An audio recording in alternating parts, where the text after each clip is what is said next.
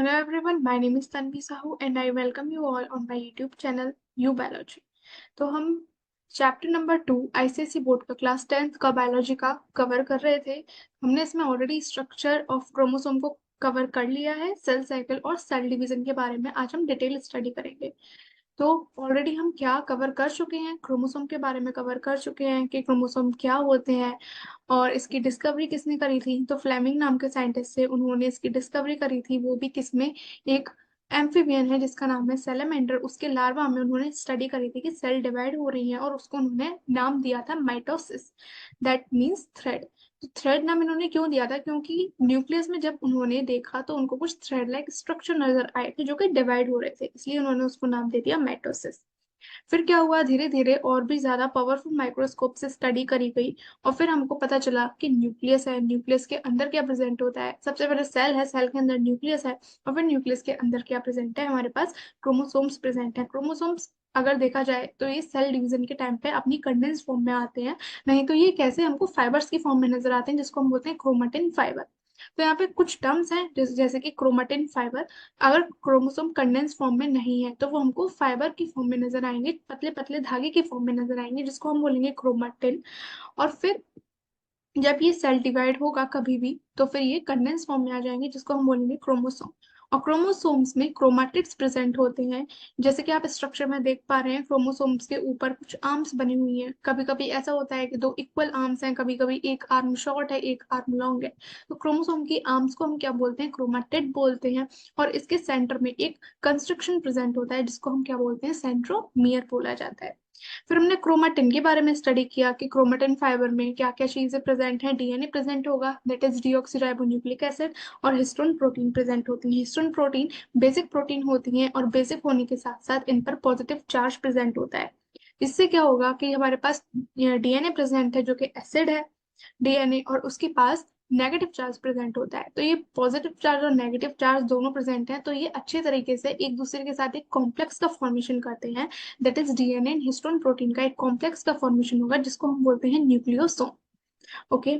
फिर हमने structure of DNA के बारे में स्टडी किया कि इसमें दो स्ट्रैंड्स प्रेजेंट होते हैं और न्यूक्लियोटाइड्स प्रेजेंट होंगे जो कि किससे मिलकर बने होंगे, तीन कंपोनेंट्स होंगे इसमें, फॉस्फेट होगा, शुगर होगा और नाइट्रोजनस बेस प्रेजेंट होगा। ओके, नाइट्रोजनस बेसिस के बारे में भी हमने स्टडी किया कि 4 टाइप्स के नाइट्रोजनस बेस प्रेजेंट होंगे इन केस ऑफ डीएनए। ये क्या क्या होंगे, ATGS एट, you can learn this by AT एट, कॉम्बिनेशन कैसे होगा कि ए हमेशा पेयर करेगा टी के साथ, एंड जी सी में 3 हाइड्रोजन बॉन्ड प्रेजेंट होंगे जबकि ए एंड टी के बीच में सिर्फ और सिर्फ 2 हाइड्रोजन बॉन्ड प्रेजेंट होंगे।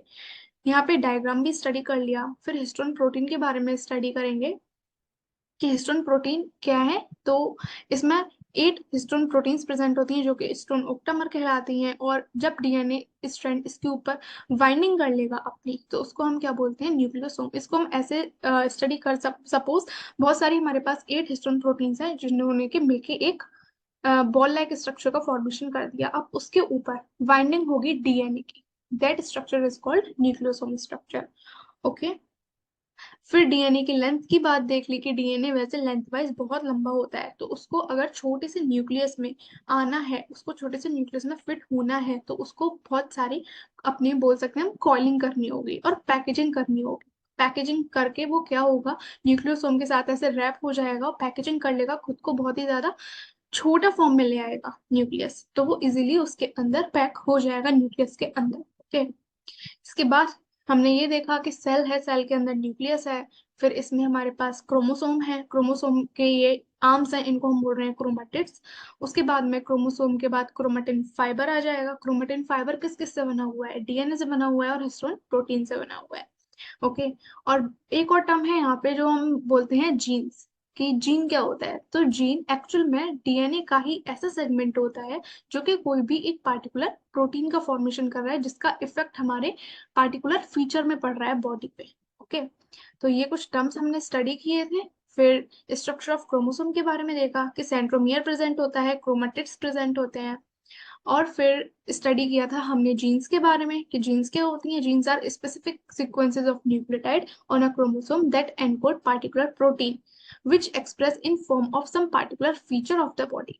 तो हमारी बॉडी में सपोज हेयर कलर की अगर हम बात कर रहे हैं कि किसी के बाल कर्ली हैं, अगर टाइप में बात करें तो किसी के बाल कर्ली हैं, किसी के ब्लैक हैं, किसी के ब्राउन है, किसी का और कोई कलर है हेयर का, तो वो किस वजह से है? वो हमारे जीन्स की वजह से है।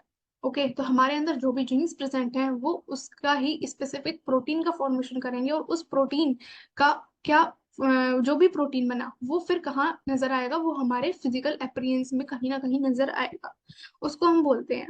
ओके, और जीन्स का एक और काम क्या होता है कि हेरिडिटरी ट्रांसफर होता रहता है पेरेंट से लेके ऑफस्प्रिंग्स में। ओके, तो ये इसकी कैरेक्टरिस्टिक है। जीन्स के बारे में हमने देख लिया। फिर हमने स्टडी किया था कि आखिर हमको जरूरत क्यों पड़ रही है न्यू सेल्स की। तो सबसे पहले ग्रोथ के लिए हमको नई सेल्स की जरूरत होती है, रिप्लेसमेंट के लिए जरूरत होती है। As we can see that there is always a tear and wear of cells during the normal body functions. तो इसके लिए नई सेल्स रिप्लेस करेंगी ओल्ड सेल्स को। रिपेयरिंग के लिए जरूरत होती है, फॉर एग्जांपल कभी भी अगर हमारी बॉडी में कहीं भी कट लग जाए या कुछ भी हो जाए तो उसको ठीक करने के लिए जरूरत होगी न्यू सेल्स की, और रिप्रोडक्शन के लिए भी जरूरत होगी। अब एक और पॉइंट यहाँ याद रखने का ये है कि बाकी जितने भी हमारे फंक्शन हो रहे हैं, for growth, for replacement and for repair, यहाँ पे जो सेल डिवीजन होगा उसको हम माइटोसिस बोलते हैं। ओके, और जो सेल डिवीजन रिप्रोडक्शन के टाइम पे हो रहा है उसको हम मियोसिस बोला जाता है। Okay, so reproduction also takes place through the activity of dividing sales.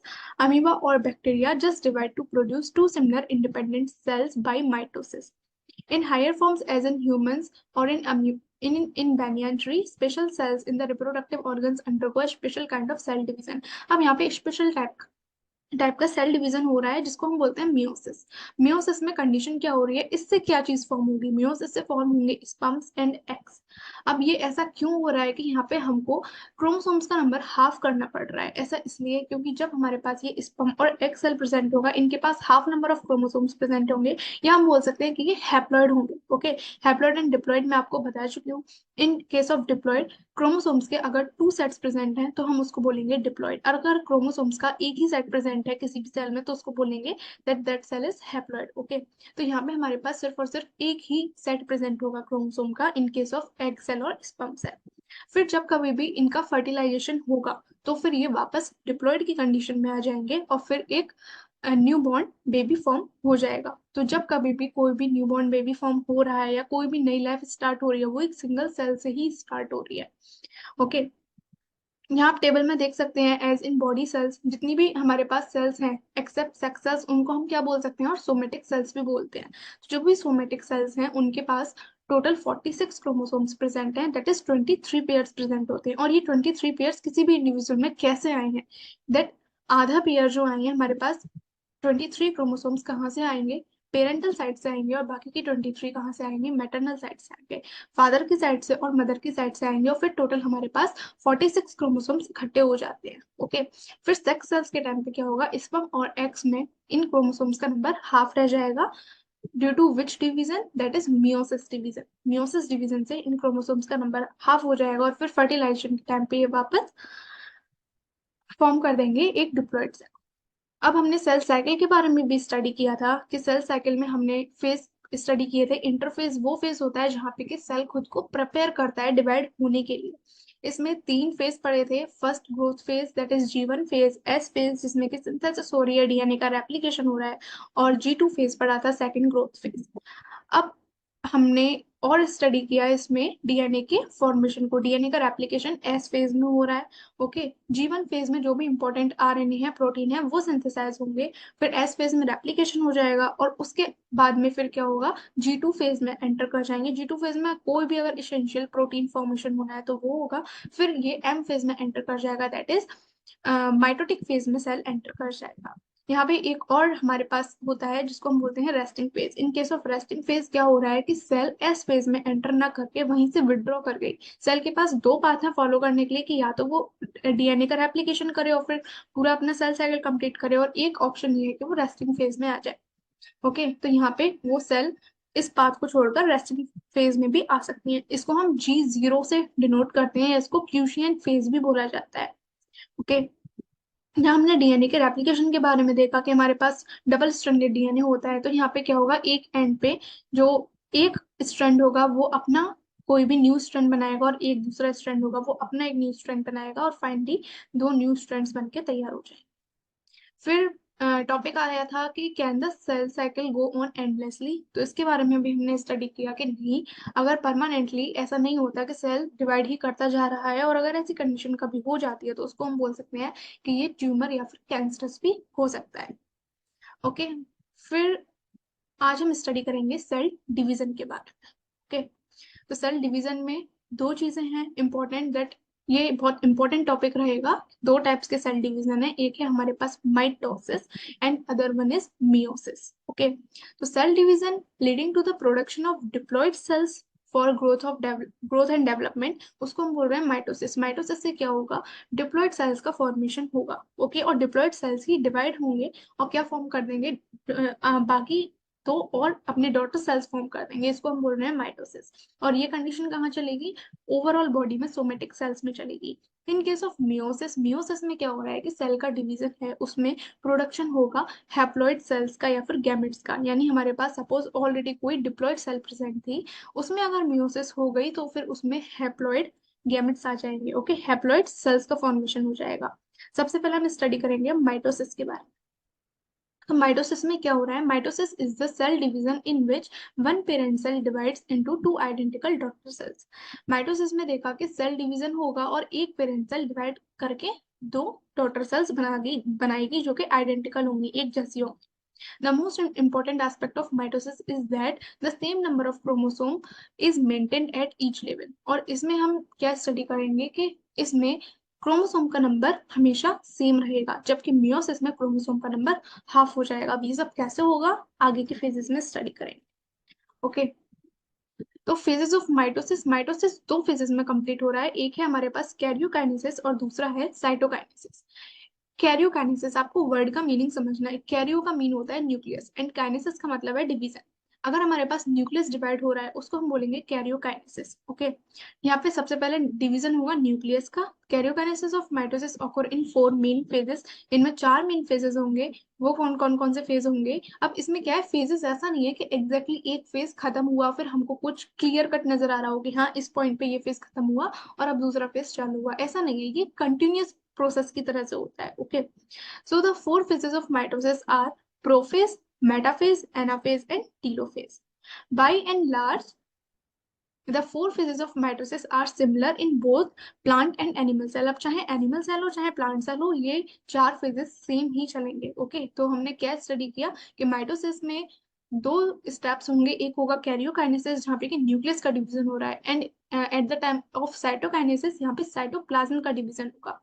Karyokinesis में, माइटोसिस में चार फेज हैं, that is prophase, metaphase, anaphase and telophase. By and large the four, फिर ये भी स्टडी कर लिया कि चाहे प्लांट सेल हो चाहे एनिमल सेल हो, इनमें डिवीजन सेम होगा, सिमिलर होगा, prophase, metaphase, anaphase and telophase में। इसके कुछ मेजर डिफरेंसेस आपको देखने को मिलेगा आगे टेबल में। ओके, तो सबसे पहले यहाँ पे बात होगी प्रोफेज की, तो मैं आपको बेसिकली कंडीशन दिखाऊंगी हो क्या रहा है। ओके, तो देखिए, तो हमने देखा, हम यहाँ पे किस बारे में बात कर रहे हैं कि सेल डिवीजन हो रहा है in case of mitosis. In case of mitosis somatic cells में ही डिवीजन होगा, और जब कभी भी फॉर्मेशन होगा तो वो डिप्लॉयड सेल से डिप्लॉयड सेल्स का ही फॉर्मेशन इज लाइक दिस। अगर हमारे पास डिप्लॉयड सेल है तो फॉर्मेशन दो डिप्लॉयड सेल्स का हो जाएगा। फिर फर्दर अगर इनमें माइटोसिस हुआ तो फिर से यहाँ डिप्लॉयड सेल्स और फिर इसकी भी दो डॉटर सेल्स बन के तैयार हो जाएंगी। अगर हमें ये पता करना हो कि इतने डिवीजन में कितने सेल्स का फॉर्मेशन हो रहा है, तो हमारे पास फॉर्मूला होता है, दैट इज 2 की पावर n। ओके, सो 2 की पावर, अगर हम बोल रहे हैं कि 3 बार डिवाइड हुई है सेल, सपोज 3 सेल डिवीजन हुए हैं, 2 × 2 × 2, तो ये हो जाएगा हमारे पास 8। ओके, अगर 3 बार सेल डिवाइड होगी तो यहाँ 8 सेल्स का फॉर्मेशन हो जाएगा। As you can see here, हम इसमें एक बार और अगर डिवीजन करा देंगे तो यहाँ 2 सेल्स तैयार होंगी, इसकी 2 सेल्स तैयार होंगी, इसकी 2 सेल्स तैयार होंगी और इसकी भी 2 सेल्स तैयार हो जाएंगी। फाइनली हमारे पास 8 सेल्स बन के तैयार हो जाएंगी। ओके, तो फाइनली ये हमारे पास, इससे आप पता कर सकते हो 2 की पावर n। अगर क्वेश्चन है कि किसी भी सेल में अगर 4 बार 4 टाइम्स क्या हो रहा है, माइटोसिस हो रहा है, तो form number of cells total कितना फॉर्म हो जाएगा, तो 2 की power 4 that is 2 × 2 × 2 and into 2, total 16 cells बन के तैयार हो जाएंगे। ओके, तो ये तो कंडीशन रही इसकी। Now let's move here. Total mitosis में दो फेज देखने को मिल रहे हैं, एक है हमारे पास कैरियोकाइनेसिस और एक है हमारे पास साइटोकाइनेसिस। कैरियोकाइनेसिस में क्या हो रहा है, न्यूक्लियस का डिवीजन हो रहा है, यहाँ न्यूक्लियस डिवाइड होगा, and in case of cytokinesis cytoplasm divide होगा। ओके, और फिर हमने देखा कि कैरियोकाइनेसिस में भी हमारे पास क्या कंडीशन है, चार फेजेस प्रेजेंट है। एक है हमारे पास प्रोफेज, फिर आएगा मेटाफेज, फिर आएगा anaphase and then telophase. Okay, तो ये चार फेज हैं, ये चार फेज चाहे प्लांट सेल हो चाहे एनिमल सेल हो, उन सब में सेम ही रहेगा। Okay, now let's go to our text book.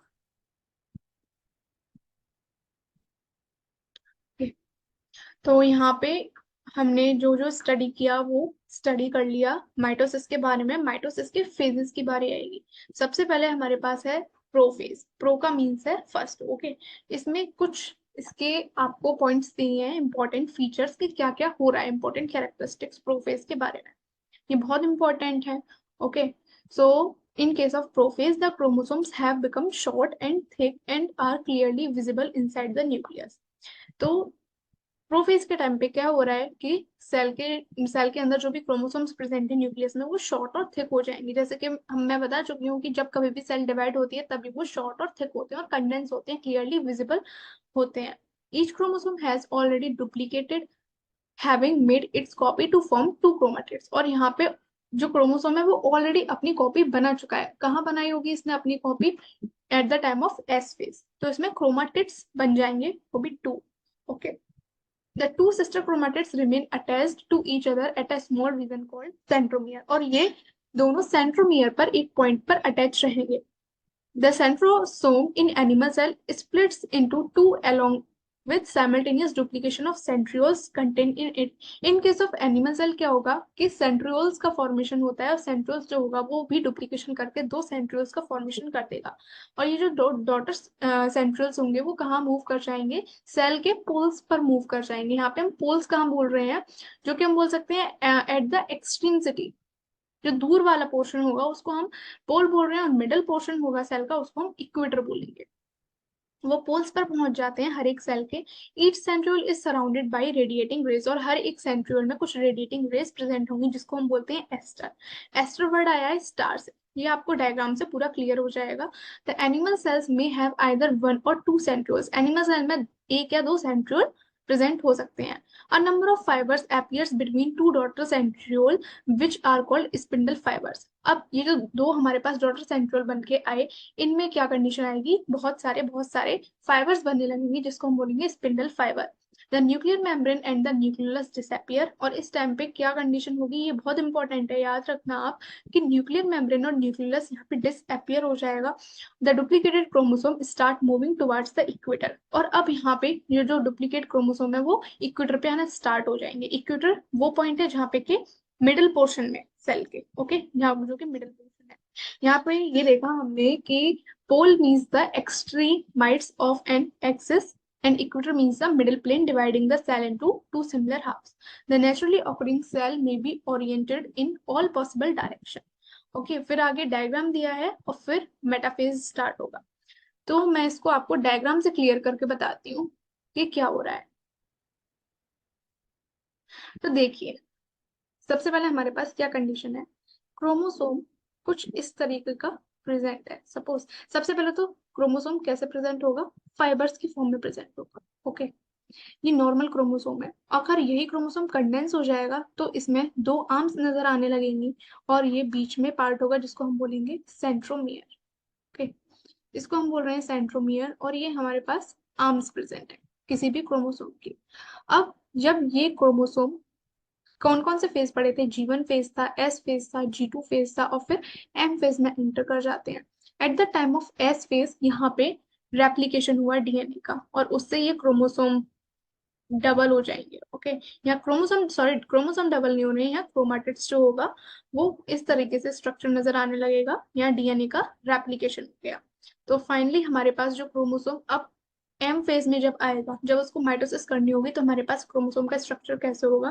कुछ इस तरह से क्रोमोसोम का स्ट्रक्चर होगा। यहाँ पे डीएनए का रेप्लिकेशन हो चुका है। ओके, और ये जो हमारे पास क्रोमोसोम्स होते हैं, तो ये इनको हम सिस्टर क्रोमाटिड्स बोलते हैं। इसमें इनको क्या बोला जाएगा? Sister chromatid. अगर हम सिंगल की बात कर रहे हैं ये, तो ये है हमारे पास क्रोमाटिड, और अगर हम पेयर में ऐसे बात कर रहे हैं रेप्लिकेशन के बाद में, तो इसको हम बोलते हैं सिस्टर क्रोमाटिड। ओके, अब क्या कंडीशन हुई? एम फेज में जैसे ही माइटोसिस में एंटर हुआ, सपोज दिस इज सेल, और यहाँ पे क्रोमोसोम्स अपना एस फेज कंप्लीट करके ऐसे स्ट्रक्चर में प्रेजेंट है। एक क्रोमोसोम ये, एक क्रोमोसोम ऐसे ये प्रेजेंट है। ओके, अब क्या कंडीशन होगी? हमारे पास न्यूक्लियर मेम्ब्रेन होगी, वो डिसअपियर होने लगेगी, और न्यूक्लियोलस भी डिसअपियर होने लगेगा। ओके, अब यहाँ से न्यूक्लियस भी डिसअपियर होगी, न्यूक्लियर मेम्ब्रेन डिसअपियर हो गई और न्यूक्लियोलस भी डिसअपियर होने लगा। अगर हम एनिमल सेल की बात करेंगे, तो यहाँ पे सेंट्रियोल होगा जो कि दो डॉटर सेंट्रियोल में कन्वर्ट हो जाएगा, और ये कुछ रेस का फॉर्मेशन करेगा इस तरह से। अब ये जो रेस का फॉर्मेशन कर रहा है, इसको ही हम बोलते हैं एस्टर। अब एस्टर के फॉर्मेशन के बाद में क्या होगा? हमारे पास क्या कंडीशन है कि न्यूक्लियर मेम्ब्रेन भी गायब हो गई है, और ये हमारे पास क्रोमोसोम है। ओके, अब ये क्रोमोसोम और यहाँ पे प्रेजेंट है हमारे पास सेंट्रियोल। ओके, डॉटर सेंट्रियोल है। अब यहाँ से ये कुछ फाइबर्स का फॉर्मेशन करते हैं, जिसको हम बोलते हैं स्पिंडल फाइबर। ओके, ऐसे ऐसे ये फाइबर का फॉर्मेशन होगा, जिसको हम बोल रहे हैं स्पिंडल फाइबर। और ये कहाँ अटैच होती हैं स्पिंडल फाइबर? ये सेंट्रोमियर पे अटैच होते हैं। ये वाला जो पार्ट है ना क्रोमोसोम के बीच में, जो कि एक प्राइमरी कंस्ट्रक्शन बोलते हैं, कि क्रोमोसोम में एक कंस्ट्रक्शन प्रेजेंट होता है जिसको हम बोल रहे हैं, तो इसको सेंट्रोमियर पे जाके ये अटैच हो जाएंगे स्पिंडल फाइबर। और कुछ टाइम बाद क्या होगा? ये स्पिंडल फाइबर कॉन्ट्रैक्ट होंगे अपने अपने साइड में, और जब ये क्रोमोसोम यहाँ इक्वेटर लाइन पे प्रेजेंट होते हैं, तब उसको मेटाफेज बोलेंगे हम। और फिर ये मूव कर जाएंगे। अब जब ये मूव कर जाएंगे, तो कुछ क्रोमोसोम होगा जो कि कैसे मूव करेंगे? ये लाइक दिस। ये क्रोमोसोम का आधा पार्ट है जो कि ऊपर साइड मूव कर जाएगा, और क्रोमोसोम का आधा पार्ट होगा जो कि नीचे मूव कर जाएगा, और फाइनली सेल डिवाइड हो जाएगा। ओके, तो हम इसको देखते हैं कि कैसे क्या हो रहा है। मेटाफेज तो प्रोफेज तो आपको क्लियर हो गया होगा कि क्या कंडीशन हुई प्रोफेज में हमारे पास। फिर मेटाफेज में क्या होगा? जो भी हमारे पास डुप्लीकेटेड क्रोमोसोम थे, वो एक इक्वेटर प्लेन पे आके अरेंज हो जाएंगे। Each chromosome gets attached each chromosome get attached to spindle fibre by its centromere, और सेंट्रोमियर से ही वो स्पिंडल फाइबर से अटैच हो जाएंगे। नेक्स्ट टाइप आ रही है हमारे पास अब इंटरफेस, जो कि रेस्टिंग फेज है। No visible changes in chromosome. लेकिन यहाँ पे क्या कंडीशन होगी? इसको रेस्टिंग फेज पहले बोला जाता था, क्योंकि यहाँ पे क्रोमोसोम में कोई चेंज देखने को नहीं मिल रहा है। लेकिन एक्चुअल में ये रेस्टिंग फेज है नहीं, यहाँ पे सेल एक्टिव है, वो पूरा का पूरा खुद को प्रिपेयर कर रही है डिवीजन के लिए। अब बारी आई हमारे पास इसमें फर्स्टली प्रोफेज की। तो सेंट्रियोल स्टार्ट हो जाएंगे, सेंट्रियोल डॉटर सेंट्रियोल बनेगा, और ये पोल की साइड जाना मूव करना स्टार्ट हो जाएगा। Okay, as you can see here in diagram, ये हमारे पास डुप्लीकेटेड सेंट्रियोल्स हैं, और ये मूव करना स्टार्ट हो जाएंगे और ये पोल्स पर पहुंच जाएंगे। ओके, फिर क्या कंडीशन होगी? Chromosomes become distinct. क्रोमोसोम हमको क्लियरली नजर आएंगे। Chromosomes are already duplicated. अभी ऑलरेडी डुप्लीकेटेड हो चुके हैं, इनके पास क्रोमाटिड्स प्रेजेंट होंगे, सिस्टर क्रोमाटिड्स प्रेजेंट होंगे, और सिस्टर क्रोमाटिड्स अटैच होते हैं एक दूसरे से एक स्मॉल रीजन पे, जिसको हम बोलते हैं सेंट्रोमियर। अब इसमें स्पिंडल फाइबर का फॉर्मेशन होगा, appear between daughter centrioles forming the achromatic spindle, और यहाँ पे ये एक स्पिंडल फाइबर से फॉर्मेशन कर देंगे एक्रोमेटिक स्पिंडल का। और फिर फाइनली क्या होगा कि न्यूक्लियर मेम्ब्रेन और न्यूक्लियस जो है वो डिसअपियर होने लगे। तो ये हमारे पास प्रोफेज, फर्स्ट प्रोफेज की सीन में देखा डायग्राम ए एंड बी में, कि ये हमारे पास अर्ली प्रोफेज है, अर्ली प्रोफेज में क्या हो रहा है और लेट प्रोफेज में क्या हो रहा है। तो ये आपको क्लियर हो जाना चाहिए। ओके, अब आती है बारी हमारे पास मेटाफेज की। मेटाफेज में क्या हो रहा है कि हर एक क्रोमोसोम अटैच हो गया स्पिंडल पे, उसके सेंट्रोमियर पे। यहाँ पे क्रोमोसोम्स कुछ नहीं होगा, बस और बस मेटाफेज में ये मिडिल में इक्वेटर पे आके अलाई कर जाएंगे। इनका अलाइनमेंट कैसे हो जाएगा, ये इक्वेटर पे आके बीच में आके अलाई कर जाएंगे। ठीक है। फिर उसके बाद में आएगी बारी हमारे पास एनाफेज की। अब एनाफेज के टाइम पे क्या होगा कि जो सेंट्रोमियर थे जो कि अटैच करके रख रहे थे क्रोमाटिड्स को, the sister chromatids of each chromosome separate, यहाँ पे जो भी सिस्टर क्रोमाटिड्स हैं वो क्या हो जाएगा, एक दूसरे से सेपरेट हो जाएंगे और अपोजिट डायरेक्शन में मूव होने लगेंगे, as you can see here in diagram. Okay. क्या कंडीशन हो रही है, मेटाफेज में हमारे पास एक स्ट्रेट लाइन में आके इक्वेटर पे अरेंज हो गए और फिर यहाँ पे स्पिंडल फाइबर्स का कॉन्ट्रेक्शन स्टार्ट हो जाएगा। जैसे जैसे कॉन्ट्रेक्शन होगा तो ये पोल की साइड मूव करने लगेंगे। हमारे पास क्रोमोसोम्स हैं, या हम बोल सकते हैं क्रोमेटिड्स हैं, ये मूव करने लगेंगे वापस इधर साइड में, और two sister chromatids of each chromosome separate and are drawn apart towards opposite poles pulled by shortening of spindle fibre. तो यहाँ पे स्पिंडल फाइबर जैसे जैसे शॉर्ट होता जाएगा, ये जो क्रोमोसोम्स होंगे वो मूव करने लगेंगे पोल की साइड में, और फिर पोल की साइड में जाने के बाद में एक फरो स्टार्ट हो जाएगी। In case of animal cell यहाँ पे फरो का फॉर्मेशन होने लगेगा और ये सेल फाइनली दो सेल्स में डिवाइड हो जाएगी। ओके। एंड इन टीलोफेज हम क्या देखेंगे, that two sets of daughter chromosome series opposite pole, यहाँ पे जो क्रोमोसोम्स थे वो अपोजिट पोल्स पे पहुंच चुके हैं और स्पिंडल फाइबर अब डिसअपियर होने लगेगा। अब पुराने जैसी कंडीशन ही वापस आने लगेगी कि जो क्रोमेटिड्स थे वो वापस से कैसे होने लगेंगे, क्रोमेटिन फाइबर्स में कन्वर्ट होने लगेंगे, पतले होने लगेंगे। न्यूक्लियर मेम्ब्रेन जो कि प्रोफेज के टाइम पे गायब हो गई थी, न्यूक्लियर मेम्ब्रेन का भी फॉर्मेशन हो जाएगा। और फिर क्या कंडीशन आएगी हमारे पास, क्लीवेज फरो थी वो स्टार्ट होने लगेगी और ज्यादा deep deep in case of animal cell, और फिर वहां पे न्यूक्लियोलाई वापस रीअपियर भी हो जाएगा। ओके। तो ये अभी आपको डायग्राम से और क्लियर समझ में आ जाएगा। फिर उसके बाद हम स्टडी करते हैं नेक्स्ट साइटोकाइनेसिस की। ओके। तो एक और बात आपको ये याद रखनी है कि in case of animal cell यहाँ पे फरो का फॉर्मेशन होता है, but in case of plant cell यहाँ पे सेल प्लेट का फॉर्मेशन होगा। इन दोनों में डिफरेंस मैं आपको अभी बताऊंगी कि कैसे क्या कंडीशन हो रही है। ओके। तो हम यहाँ पे बात कर रहे हैं अभी मेटाफेज की। इन केस ऑफ मेटाफेज क्या हो रहा है, आया हमारे पास मेटाफेज। अब मेटाफेज में क्या होगा कि जो भी हमारे पास सेल्स प्रेजेंट होंगे वो एक सेंटर पे आ जाएंगे, इक्वेटर पे आ जाएंगे। Suppose this is the centre of a cell, यहाँ पे हमारे पास सेंट्रियोल है, स्पिंडल फाइबर्स प्रेजेंट होंगे ये, और ये स्पिंडल फाइबर कहाँ अटैच हो जाएंगे, क्रोमोसोम के सेंट्रोमियर पे आके ये अटैच हो जाएंगे। Okay. Suppose these are the spindle fibres. और अब ये कहाँ अटैच है, ये क्रोमोसोम है, क्रोमोसोम का सेंट्रोमियर, और यहाँ पे ऐसे ये अटैच हो जाएंगे। ओके। तो ये कंडीशन यहाँ प्रेजेंट है।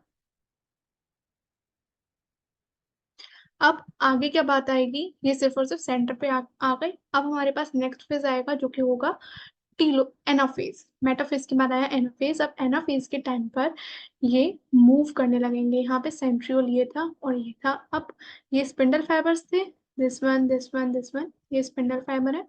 और अब यहाँ पे क्रोमोसोम मूव करने लगेंगे अपोजिट पोल्स में। ओके।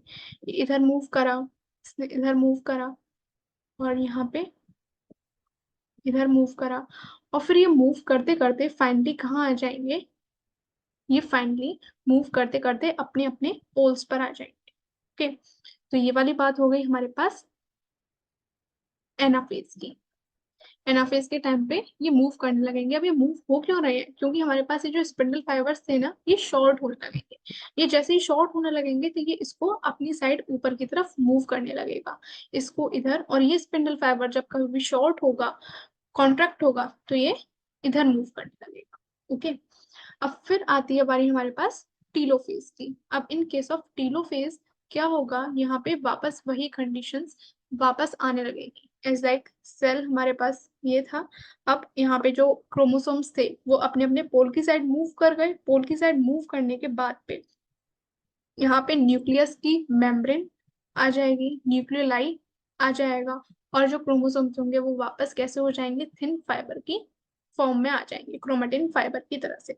तो एक हमारे पास ये बन के तैयार हो गई, और एक हमारे पास यहाँ ये बन के तैयार हो जाएगा, ये। एक डॉटर सेल यहाँ बन के तैयार हो जाएगी। ओके, न्यूक्लियोलाई भी आ जाएगा, न्यूक्लियर मेम्ब्रेन भी आ जाएगी, और ये जो क्रोमोसोम्स थे ये क्रोमेटिन की फॉर्म में आ जाएंगे। अब फिर बाद में आएगी हमारे पास साइटोकाइनेसिस। यहाँ तक कैरियोकाइनेसिस कंप्लीट हुआ, न्यूक्लियस का डिवीजन हो गया, कैरियोकाइनेसिस डन। अब साइटोकाइनेसिस के टाइम पे क्या होगा कि साइटोप्लाज्म का डिवीजन होना होगा। अब साइटोप्लाज्म का डिवीजन कैसे होगा? काइनेसिस। तो इसमें हमारे पास दो डिफरेंट डिफरेंट टाइप की साइटोकाइनेसिस होती है। एक होती है हमारे पास एनिमल सेल में। In case of animal cell यहाँ पे फरो का फॉर्मेशन होगा। सपोज ये हमारे पास कोई भी सेल है, तो यहाँ पे एक फरो बन जाएगी इस साइड से और एक बन जाएगी इस साइड से, और ये सेंटर की तरफ मूव करते करते सेल को डिवाइड कर देगी दो पार्ट्स में। एक हमारे पास ये सेल बन जाएगी और एक ये सेल का फॉर्मेशन हो जाएगा, ये फरो का फॉर्मेशन हो जाएगा। ओके, यही अगर हम प्लांट सेल की बात करते हैं, in case of plant cell में क्या होगा? अगर हमारे पास कोई भी सेल है, तो यहाँ पे सेल प्लेट का फॉर्मेशन होगा जो कि सेंटर टू पेरिफेरी मूव करेगी। यहाँ से ये सेल प्लेट यहाँ बढ़ी, यहाँ से सेल प्लेट यहाँ बढ़ी, और फिर फाइनली हमारे पास दो प्लांट सेल डिवाइड हो जाएंगे। तो ये डिफरेंस आएगा किसमें? इन केस ऑफ साइटोकाइनेसिस। की एनिमल सेल में आपको याद रखना है कि फरो फॉर्मेशन हो रही है तब डिवाइड होगा, और यहाँ पे प्लांट सेल में हमारे पास सेल प्लेट का फॉर्मेशन हो रही है तब डिवाइड होगा। Okay, so here as you can see hair,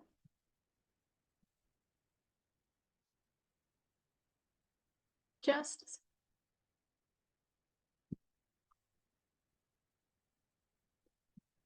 तो यहाँ पे हमने स्टडी कर लिया prophase, metaphase, anaphase and telophase. Okay, अब एनाफेज कंप्लीट हुआ, टीलोफेज कंप्लीट हुआ। साइटोकाइनेसिस के बारे में आपने देख लिया कि यहाँ पे जो क्लीवेज फरो होगी वो डीप होती जाएगी अंदर की तरफ totally in animal cell and separates the two daughter cell, और ये दो डॉटर सेल में डिवाइड हो जाएगा। और ये अगर यहाँ पे साइटोकाइनेसिस में बेसिकली क्या हो रहा है, साइटोप्लाज्म का ही डिवीजन हो रहा है। ओके, तो यहाँ और डिटेल में ये स्टडी करेंगे एनाफेज के टाइम पे क्या हुआ, जो सेंट्रोमियर था वो अटैच हुआ दो क्रोमेटिड्स में और डिवाइड हो गया, उसके दो सिस्टर क्रोमेटिड्स बने, वो सेपरेट हो जाएंगे, मूव करने लगेंगे, are drawn apart towards opposite poles. Okay, telophase में क्या कंडीशन आएगी हमारे पास कि क्रोमेटिन फाइबर्स पतले पतले थ्रेड की तरह से नजर आने लगेंगे, न्यूक्लियर फिर से रीअपियर हो जाएगा, और न्यूक्लियस भी रीअपियर हो जाएगा हर एक डॉटर न्यूक्लियस में। अब जितना भी कंटेंट था साइटोप्लाज्म का, माइटोकॉन्ड्रिया था, क्लोरोप्लास्ट था, जो कुछ भी था वो रेंडमली डिस्ट्रीब्यूट हो जाएगा, इवनली डिस्ट्रीब्यूट हो जाएगा दो डॉटर सेल्स में। फिर साइटोकाइनेसिस में क्या कंडीशन आएगी कि डिवीजन होगा साइटोप्लाज्म का। At the end of telophase, telophase जैसे ही खत्म होगा तो यहाँ पे एक फरो बनने लगेगी, और वो फरो बनने के टाइम पे क्या होगा, मिडिल में सेल मेम्ब्रेन के मिडिल में फरो बनने लगेगी, और फिर वो डीप होता चला जाएगा और फाइनली वो स्प्लिट हो जाएगा दो सेल्स में। Okay, splits the cytoplasm into two new cells. तो दोनों प्रोसेस कंप्लीट हो जाएंगे, karyokinesis and cytokinesis. In case of plant cell cell plate का फॉर्मेशन होगा, in case of animal cell furrow का फॉर्मेशन होगा। Karyokinesis and cytokinesis, all the nuclear changes that occur during cell division are collectively termed as karyokinesis. Karyo means nucleus and kinesis means division. Okay, and karyokinesis is followed by the division of cytoplasm, that is cytokinesis. Okay, अब आती है बारी difference in mitosis in animal and plant cell. तो इसमें क्या difference आएगा? The nuclear and chromosomal events of mitosis in plant cells are same as those of animal cell, लेकिन यहाँ पे कुछ डिफरेंसेस होंगे जो कि टेबल में आपको दे रखे हैं। सबसे पहले हम देखेंगे कि एनिमल सेल में एस्टर्स का फॉर्मेशन हो रहा है। एस्टर्स क्या होते हैं? जो स्टार लाइक स्ट्रक्चर बन रहा है। जब हमारे पास सेंट्रियोल में कुछ रेज निकलेंगी उसको हम एस्टर बोल रहे हैं, लेकिन प्लांट सेल में ऐसा नहीं होता। साइटोकाइनेसिस एनिमल सेल में फरो के द्वारा कंप्लीट हो रही है, और यहाँ पे प्लांट सेल में सेल प्लेट के द्वारा कंप्लीट हो रही है। और in animals occurs in most tissue through out the body for growth and replacement. अगर हम प्लांट्स की बात करेंगे तो it occurs mainly at the growing tip. तो एनिमल में ये जो सेल डिवीजन हो रहा है ये पूरी की पूरी बॉडी में हो रहा है, और ग्रोथ के लिए हो रहा है, रिप्लेसमेंट के लिए हो रहा है। लेकिन अगर हम एनिमल प्लांट सेल की बात करेंगे तो यहाँ पे हमारे पास जो ग्रोइंग टिप पार्ट वाला पार्ट प्रेजेंट होता है, जिसको मेरिस्टम भी बोल सकते हैं। ओके, ग्रोइंग टिप्स होती हैं जो कि लेंथ के लिए रेस्पॉन्सिबल होता है। जैसे कि आगे आप स्टडी करेंगे कि एपिकल मेरिस्टम होता है, गर्थ के लिए रेस्पॉन्सिबल होते हैं कुछ मेरिस्टम, उनके बारे में हम स्टडी करेंगे। लेटरल मेरिस्टम होते हैं। तो यहाँ पे सबसे ज्यादा सेल डिवीजन होता रहेगा। फिर है the term parent and daughter cells. Both these terms are actually inappropriate for two reasons. अभी जो दोनों टर्म्स हम यूज कर रहे हैं, पेरेंट एंड डॉटर सेल, ये एक्चुअल में इनएप्रोप्रिएट होते हैं। One, the parent cell loses its identity. जब एक बार पेरेंट सेल ने अपनी आइडेंटिटी लूज कर दी, तो दो डॉटर सेल्स, जरूरी नहीं है कि वो डॉटर सेल बन रही है तो वो फेमिनाइन ही है, लेकिन हम बस और बस ये टर्म्स यूज कर रहे हैं। ऐसे हम डॉटर सेल यूज कर रहे हैं, सन सेल यूज नहीं कर रहे। Okay, however these two expressions are being used conventional, लेकिन हम यही बोलते हैं कि डॉटर सेल का फॉर्मेशन हुआ है। ओके, अब यहाँ आपको डायग्राम दे रखा है। The diagram below shows the sectional microscopic view of an animal tissue undergoing active mitotic cell division. ये डायग्राम में आपको दिख रहा होगा कि माइटोटिक सेल डिवीजन हो रहा है। तो यहाँ पे जो वन वाला पार्ट है वो शो कर रहा है कि अभी इंटरफेज में है, यानी सेल खुद को प्रिपेयर कर रहा है। फिर प्रोफेज के टाइम पे यहाँ पे condensation at number of 2। Here you can see that यहाँ पे एडवांस कंडेंसिंग होगी क्रोमेटिन नेटवर्क की, क्रोमोसोम बन जाएंगे और फिर आएगा cell in metaphase stage. Chromosome arrange हो जाएंगे इक्वेटर पे, और फिर सेल इन एनाफेज कंडीशन में क्या होगा, क्रोमोसोम्स पोल्स की तरफ खींचने लगेंगे। और फिर सेल्स इन टीलोफेज में क्या होगा कि ये पोल्स की तरफ पहुंच जाएंगे, न्यूक्लियस वापस फॉर्म होने लगेगा और यंग सेल्स बन के तैयार हो जाएंगे। अब आती है कि सिग्निफिकेंस क्या है माइटोसिस का। तो माइटोसिस के सिग्निफिकेंस में क्या देखेंगे कि ग्रोथ और increase in the body size due to formation of new cells in the tissue. तो यहाँ पे ग्रोथ के लिए रेस्पॉन्सिबल है माइटोसिस, नंबर में इंक्रीज हो रहे हैं सेल्स उसके लिए जरूरी है, ठीक है। और साइज जैसे जैसे बॉडी का इंक्रीज होता है, सेल डिवीजन चलता रहता है, ग्रो करने के लिए जरूरत है माइटोसिस की। रिपेयर के लिए जरूरत है, रिप्लेसमेंट के लिए जरूरत है, जैसे कि आप ऑलरेडी जानते हो। In case of asexual reproduction you have to remember this term, कि अगर एसेक्सुअल टर्म है, यहाँ एसेक्सुअल रिप्रोडक्शन होगा तो उसमें जैसे यूनिसेलुलर ऑर्गेनिजम्स होते हैं, एज अमीबा या ईस्ट सेल है, तो ये दो में डिवाइड हो रहे हैं। अब इनका नंबर ऑफ सेल में इंक्रीज होना और रिप्रोडक्शन होना, ये दोनों एक ही बात है। ओके, जब कभी भी अमीबा को रिप्रोड्यूस करना है तो वो दो में डिवाइड हो जाएगा। ईस्ट सेल को अगर रिप्रोड्यूस होना है तो वो दो सेल्स में डिवाइड हो जाएगा। तो यहाँ उनका नंबर में इंक्रीज हुआ और यही उनका रिप्रोडक्शन भी हुआ। फिर यहाँ पे same number of chromosome maintain रहता है in case of mitosis. Okay, उसके बाद में देखा हमने कि mitochondria and chloroplast in cell division. तो क्लोरोप्लास्ट और माइटोकॉन्ड्रिया इन दोनों के पास ही खुद का डीएनए प्रेजेंट होता है, इसलिए इनको हम सेमी ऑटोनोमस सेल ऑर्गेनेल्स भी बोलते हैं। They also contain their own ribosomes. उनके पास खुद का राइबोसोम्स भी है जो कि उनकी हेल्प करता है पार्टिकुलर प्रोटीन फॉर्मेशन में। Both of these divide of their own by simple fission, और ये नॉर्मली सिंपल फिजन से डिवाइड हो जाएगा, जस्ट स्प्लिटिंग इनटू टू, और दो में ये पार्टीशन में डिवाइड हो जाएगा, and partition between the two daughter cells produced by mitosis. Mitochondrial division is also guided by the genes, और इसमें जो माइटोकॉन्ड्रिया का डिवीजन हो रहा है ये भी बेसिकली गाइड हो रहा है जीन्स जो भी प्रेजेंट है न्यूक्लियस में उससे, and through the cytoplasmic ribosome. अब हमारे पास है how old are some of our cells. तो the cells of islands, nerve cells of the cerebral cortex and most muscle cells last a life time but once dead are not replaced. तो हमारी nerve cells हैं या फिर muscle cells हैं, ये बहुत time तक इनकी मतलब लॉन्ग लाइफ टाइम होता है, लेकिन अगर ये एक बार डेड हो जाती है तो ये रिप्लेस नहीं हो पाती। अगर हम स्किन सेल्स की बात करें तो स्किन सेल्स कंटिन्यू रिप्लेस होती रहती हैं 1-2 वीक। रेड ब्लड सेल्स की बात करें तो इनका लाइफ स्पेन 120 डेज का होता है, उसके बाद ये रिप्लेस होती हैं। बोन सेल्स का लाइफ टाइम लगभग 10 ईयर्स का है और फिर ये रिप्लेस होती हैं। एपिथेलियल सेल्स जो कि लाइनिंग होती है गट में प्रेजेंट, ये सिर्फ और सिर्फ 5 डेज के लिए होती है। And average life of other gut cells is about 15 years. Okay, liver cells replace होती हैं हर 300 to 500 डेज, और वी कैन से लगभग 1 साल में। अब हम बात करेंगे यहाँ पे मियोसिस की। मियोसिस रिडक्शन डिवीजन है और ये किसके लिए रेस्पॉन्सिबल है, एज लाइक अगर हमको स्पर्म सेल का फॉर्मेशन चाहिए, अगर हमको एग सेल का फॉर्मेशन चाहिए, जो भी रिप्रोडक्टिव सेल्स हैं, in flowers we can say pollen grains हैं, अगर इनका फॉर्मेशन होना है, ओवरी का फॉर्मेशन होना है, तो उसके लिए हमको मियोसिस की जरूरत होगी। ओके, तो meiosis, meio to lessen referring to the reduction of chromosome number, और यहाँ पे क्रोमोसोम का नंबर हाफ हो रहा है। क्रोमोसोम का नंबर हाफ होने के बाद में ये कैसे वापस रीस्टोर होगा at the time of fertilization. Okay, and it is the kind of cell division that produces the sex cells और the gamete cells. Okay, it takes place in the reproductive organs. ये reproductive organs में होगा as in case of male in testis and in case of female in ovary in humans to produce sperms and ova. In the flowering plants it takes place in the anther. Flowering plants में ये anther में होगा। Anther क्या है? Basically you can say it is the male reproductive part of the flower and the ovary to produce pollen grains and ovules. तो pollen grains का formation anther में होगा और ओव्यूल्स का फॉर्मेशन ओवरी में होगा। तो यहाँ पे मियोसिस डिवीजन चलेगा। The most significant aspect of meiosis is that the number of chromosomes in the sex cells is halved. सबसे important इसका significance या aspect क्या है कि इसमें number of chromosome half हो जाएंगे. For example, out of the 23 pairs of chromosomes in humans, only single chromosomes, that is one number of each pair. यहाँ पे क्या होगा? जो एक number होगा हमारे पास हर एक pair का haploid formation होगी. Haploids are passed on to the sex cells.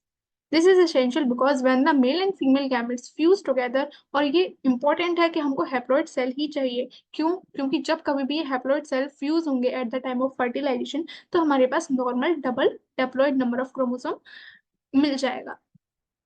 The diploid number as a rule is expressed as 2n, और हम diploid को 2n से डिनोट करते हैं एंड haploid को हम सिर्फ और सिर्फ n से डिनोट करते हैं।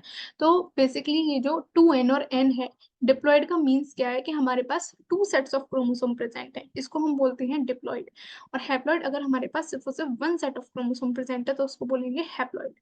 ओके, अब ये आपको इतना ज्यादा डिटेल में स्टडी नहीं करना है, सिलेबस में नहीं है, लेकिन फिर भी हमको उसका थोड़ी इंफॉर्मेशन होनी चाहिए कि इसमें क्या क्या हो रहा है। तो बेसिकली मियोसिस में क्या होता है कि क्रोमोसोम सबसे पहले हमने देखा कंडेंस हुए। तो इसमें दिखाया है that here 6 chromosomes have been taken. 3 chromosomes कहाँ से आएंगे? पेरेंटल साइड से आएंगे, जो कि मेल पेरेंट है, और बाकी के 3 होंगे वो कहाँ आएंगे? मैटरनल साइड से आएंगे। ओके, फिर क्या कंडीशन होगी हमारे पास? ये हमारे पास एक डिप्लॉइड सेल है सबसे पहले। अब क्रोमोसोम्स अरेंज हो जाएंगे होमोलोगस पेयर में। होमोलोगस पेयर में कैसे अरेंज होंगे कि एक पेयर जो है वो फादर की साइड का है, एक पेयर है वो मदर की साइड का है। तो वो क्रोमोसोम्स जब पेयर हो रहे हैं तो उसको हम होमोलोगस क्रोमोसोम बोलेंगे। They lie very close to each other but not attaching. ये एक दूसरे के काफी पास आ जाएंगे लेकिन अटैच नहीं हो रहे हैं। And splitting of chromosomes longitudinally, और ये क्रोमोसोम्स स्प्लिट हो जाएंगे लॉन्गिट्यूडनली, लेकिन अभी भी ये पेयर्स में ही है। और यहाँ पे फॉर्मेशन करेंगे टेट्राड का। टेट्राड का फॉर्मेशन करने के बाद में फिर यहाँ पे क्या कंडीशन आएगी हमारे पास?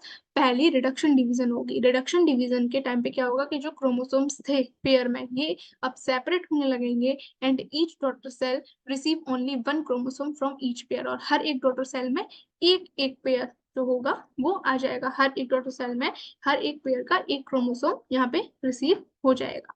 As you can see here in diagram that हमारे पास डिप्लॉयड कंडीशन थी, फिर जब मियोसिस हुई तो हमारे पास क्या कंडीशन आ गई? N and n. यहाँ पे रिडक्शन डिवीजन होने के बाद में क्रोमोसोम का नंबर हाफ हो जाएगा। और फिर जब हमारे पास सेकंड डिवीजन होगा तो सेकंड डिवीजन इसमें same to same mitotic type का डिवीजन होगा, दैट इज इन्हीं का नंबर बस डुप्लीकेट हो जाएगा। और ये बाद में टोटल एंड टोटल कितने क्रोमोसोम कितने नंबर ऑफ सेल्स बनके तैयार हो जाएंगे? 4 सेल्स बनके तैयार हो जाएंगे। ओके, तो यहाँ पे अगर हमारी एक मियोसिस कंप्लीट होती है तो एक डिप्लॉयड सेल से हमारे पास 4 हैप्लॉयड सेल बनके तैयार हो जाते हैं। Okay, so more about meiosis यहाँ पे क्या बताया? As per scope of the syllabus the stages of meiosis are not required. यहाँ पे इन्होंने बोला है कि स्टेजेस की इतनी रिक्वायरमेंट नहीं है। However just to know the basic about it, meiosis is completed into 2 divisions. 2 divisions में कंप्लीट होगी, that is meiosis first and meiosis second. Okay, first meiosis में हमारे पास रिडक्शन हो जाएगा क्रोमोसोम्स का, और सेकेंड वाला जो है वो सेम होगा as mitotic division. Okay, the G2 phase of cell cycle is absent in case of meiosis. और मियोसिस के टाइम पे G2 फेज जो है वो एब्सेंट है।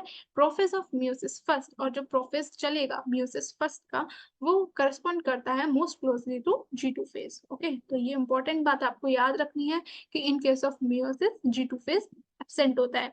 और यहाँ पे जो मियोसिस फर्स्ट का प्रोफेज फेज होगा यही उसकी सारे कमी पूरी कर सकता है। ओके, नेक्स्ट आता है हमारे पास कि सिग्निफिकेंस क्या है मियोसिस का। तो सबसे इंपॉर्टेंट तो हमने ये देख लिया कि इसमें क्रोमोसोम का नंबर हाफ हो रहा है, इसलिए ये गैमेट फॉर्मेशन में बहुत ही इंपॉर्टेंट होते हैं। अब वापस ये रिस्टोर कब हो जाएगा? At the time of fertilisation. अब इसमें हम ये भी नोटिस किया जाता है कि मिक्सिंग अप होता है जीन्स का, विच फॉर्म्स इन 2 वेज, जो कि 2 वेज में फॉर्म होगा। कंडीशन क्या होगी कि मैटरनल और पैटर्नल क्रोमोसोम्स जो है वो मिक्सअप हो जाते हैं during the first reduction division. और ये टाइम कब होता है? ये प्रोफेज फर्स्ट का टाइम होता है in the case of meiosis first. अभी मैं आपको डायग्राम के थ्रू बता दूंगी कंडीशन क्या है। while the maternal and paternal chromosomes are separating। और जब ये मैटरनल और क्रोमोसोम्स और पैटर्नल सेपरेट होते हैं तो इनके बीच में क्या होता है, जो भी मटेरियल एक्सचेंज हुआ होता है वो क्रॉसिंग ओवर होने के बाद में उससे क्या फायदा हुआ, क्रॉसिंग ओवर होने से जेनेटिक रिकॉम्बिनेशन आ गया।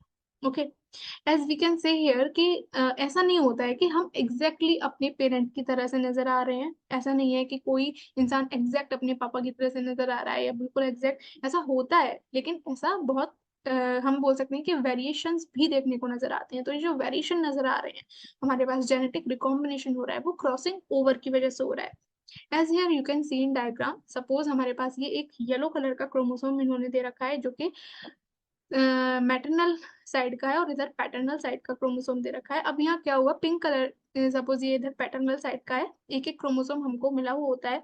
अब यहाँ क्या होगा कि इनमें क्रॉसिंग ओवर जब हुई तो यहाँ पे ये एक्स लाइक स्ट्रक्चर का फॉर्मेशन होगा।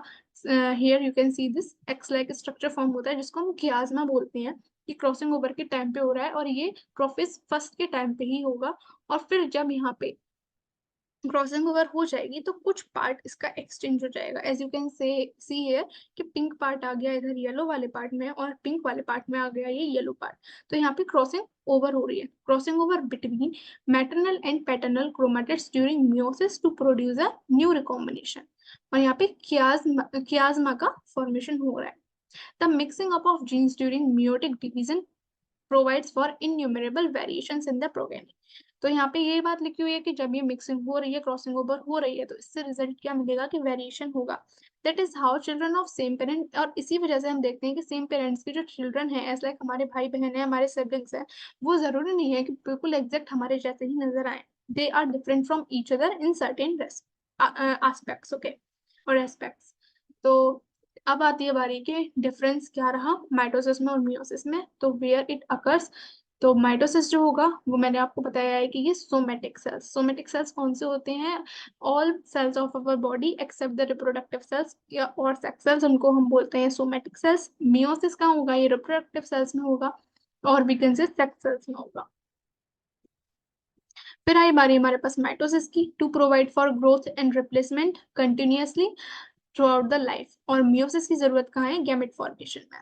और mitosis through out the life चलेगा, और मियोसिस कब चलेगा, जब हमको हैप्लॉइड सेल्स चाहिए। ओके, फिर नंबर ऑफ क्रोमोसोम्स, यहाँ पे हम देखेंगे कि फुल सेट क्रोमोसोम का पास हो जाएगा, लेकिन यहाँ पे क्रोमोसोम का नंबर हाफ हो जाएगा इन केस ऑफ मियोसिस। और माइटोसिस में देखेंगे एक सिंगल न्यूक्लियर डिवीजन हो रहा है, लेकिन यहाँ पे हम देखेंगे कि दो न्यूक्लियर डिवीजन होंगे क्रोमोसोम के डुप्लीकेशन के बाद।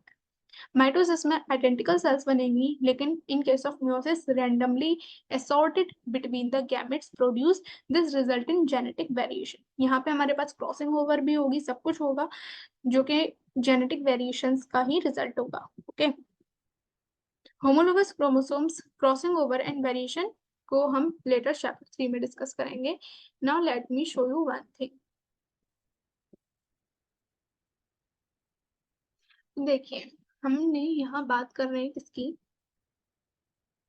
मियोसिस की। मियोसिस कहाँ हेल्पफुल होता है, in case of oogenesis। Now this term oogenesis, oogenesis में क्या हो रहा है, formation of egg, egg formation के प्रोसेस को हम क्या बोलते हैं, that process is called oogenesis। और उन सेल्स जो बनती हैं उनको हम बोलते हैं oocytes। Okay, similarly in case of sperm formation we have the term spermatogenesis। Okay, यहाँ पे स्पर्म का फॉर्मेशन हो रहा है, तो मियोसिस कहाँ चलेगी, इन दोनों जगह चलेगी मियोसिस। मियोसिस में बेसिकली हमारे पास क्या कंडीशन है, हमारे पास सेल है। ओके, कोई भी डिप्लॉइड सेल है, यानी कि इस तरह के क्रोमोसोम प्रेजेंट होंगे, this one, this one, this one, this one. One pair of chromosome कहाँ, एक क्रोमोसोम हमारे पास कहाँ आएगा, पेयर का, एक आया फादर से, एक आया मदर। अब क्या कंडीशन होगी इसमें, जब कभी भी मियोसिस चलेगा, मियोसिस दो पार्ट में चलता है, meiosis first and meiosis second. Okay, अब मियोसिस फर्स्ट के टाइम में क्या होगा, हमारे पास सेम फेज चलेंगे, वही prophase one, prophase two, sorry prophase one, and then metaphase one, और एनाफेज वन, एंड टीलोफेज 1। और मियोसिस सेकंड में क्या होगा हमारे पास, ये फेजेस जब चलेंगे तो प्रोफेज सेकंड, प्रोफेज सेकंड हो जाएगा, और metaphase second, anaphase second and telophase second हो जाएगा। अब यहाँ पे सबसे पहले हो जाएगा हमारे पास रिडक्शन डिवीजन। अब जो भी हमारे पास क्रोमोसोम्स बनते हैं वो क्या होगा, यहाँ पे एक क्रोमोसोम सपोज ये है, इसने अपना पेयरिंग बना लिया, इसके साथ में दूसरे क्रोमोसोम सपोज ये आया, तो यहाँ पे ये एक दूसरे से अटैच हो जाते हैं।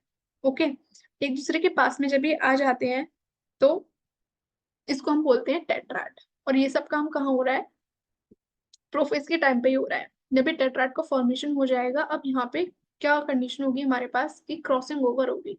कुछ पार्ट, सपोज ये एक रेड क्रोमोसोम है, रेड कलर का मैं बना रही हूँ यहाँ पे, और एक हमारे पास आया क्रोमोसोम यहाँ, इसका कुछ पार्ट कहाँ चला जाएगा, यहाँ एक्सचेंज हो जाएगा, और इसका कुछ पार्ट कहाँ, यहाँ एक्सचेंज हो जाएगा। और ये पार्ट एक्सचेंज होने के बाद में रिकॉम्बिनेशन के जिसकी वजह से ही रिकॉम्बिनेशन होती है, स्ट्रक्चर हमारे पास कुछ इस तरह का बन जाएगा, इज लाइक दिस, ये वाला होगा पार्ट। और तो इसमें यहाँ आ जाएगा हमारे पास ये रेड पार्ट, और रेड वाला क्रोमोसोम है सपोज दिस, तो ये वाला पार्ट में आ जाएगा हमारे पास क्या, ब्लैक पोर्शन यहाँ पे आ जाएगा। तो कुछ इस तरह से हम देख पाएंगे कि यहाँ पे क्रॉसिंग ओवर हो गई, जेनेटिक मटेरियल का एक्सचेंज हो जाएगा। ओके, तो ये कंडीशन होगी, और इसके बाद में हमारे पास फाइनली क्या हो रहा है कि 2n था, ये किस में कन्वर्ट हो जाएगा, haploid cell and haploid cell. बहुत ज्यादा डिटेल में आपके सिलेबस में नहीं दिया है, तो मैं भी आपको ये बेसिक सा ही अभी स्टडी करा रही हूँ, अगर आप बोलेंगे तो इसको डिटेल स्टडी भी करा दिया जाएगा। और ये तो हुई हमारे पास मियोसिस फर्स्ट, और फिर हमारे पास जब मियोसिस सेकंड होगी, तो मियोसिस सेकंड लगभग लगभग बिल्कुल सिमिलर है किससे, माइटोटिक डिवीजन से, माइटोसिस डिवीजन से। ओके, तो इन केस ऑफ माइटोसिस क्या हुआ हमारे पास, सिर्फ और सिर्फ डुप्लीकेशन हुआ, दैट इज एन, एन, और यहाँ पे n, and here is also n. Finally हमने इससे समझा क्या, कि जब कभी भी एक एक मियोसिस डिवीजन हुआ, एक मियोसिस डिवीजन से फॉर्मेशन कितनी सेल्स की हो रही है, फोर, फोर हैप्लॉइड सेल का फॉर्मेशन होगा, n, n, n and n. And you can also have this formula that is 2 into 2 की पावर n। अगर एक बार डिवीजन हुई तो क्या करेंगे हम, 2 into 2 की पावर 1 दैट इज 4, कितने सेल्स बन जाएंगे, 4। अगर यही डिवीजन 2 बार हो रही है, कि 2 बार किसी सेल में मियोसिस हुआ, तो कंडीशन हो जाएगी 2 into 4 दैट इज 8। तो यहाँ फॉर्मेशन कितने सेल्स की हो जाएगी, 8 सेल्स की हो जाएगी। तो ये तो एक स्मॉल ट्रिक है कि आप फॉर्मूला लर्न कर सकते हैं अगर आपको माइटोसिस डिवीजन के बारे में बात हो रही है, तो 2 की पावर n, ये आ जाएगा नंबर ऑफ डिवीजन। और अगर मियोसिस की बात हो रही है तो 2 into 2 की पावर n, इससे आप इजीली याद कर सकते हो। फिर नेक्स्ट आती है बारी कि सिग्निफिकेंस क्या है, इट व्हाट इज सिग्निफिकेंस। तो माइटोसिस के बारे में तो हमने देख लिया कि ये इंपॉर्टेंट होता है सेल की ग्रोथ में, रिप्लेसमेंट में, in case of replacement, in growth. और यहाँ पे अगर हम बात करेंगे मियोसिस की, तो meiosis is responsible for the formation of gamete cells. और ये कैसे कवर होगा, सपोज ये कोई भी गैमेट सेल है from the father side and this is from mother side, इनके फ्यूजन से हमारे पास डिप्लॉयड सेल बनके तैयार हो जाएगी, at the time of fertilisation ये रिस्टोर हो जाएगा। Okay, I hope this is clear now. Now let's see this.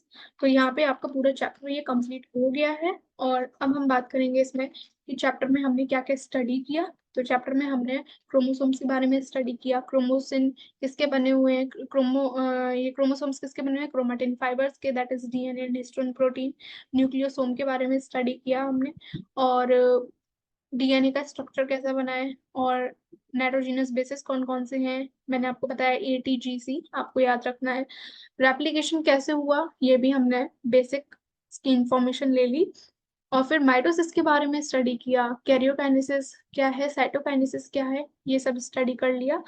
फिर cytokinesis in case of animal cell, furrow का फॉर्मेशन होगा in case of plant cell, यहाँ पे सेल प्लेट का formation होगा। फिर माइटोसिस में ये भी देखा कि इंटरफेज जो हो रहा है G1 एस फेज है, फिर G2 फेज है। ओके, होमोलोगस पेयर्स के बारे में आगे और चैप्टर्स में स्टडी किया जाएगा, और मियोसिस में इन्वॉल्वमेंट होता है क्रॉसिंग ओवर का। ओके, तो ये चैप्टर हम कवर कर चुके हैं। आप इसके क्वेश्चन सॉल्व करिए। अगर आपको कोई डाउट हो किसी क्वेश्चन में या कहीं भी, then please feel free to ask. Okay, thank you so much. If you like this channel, then please subscribe, share and like.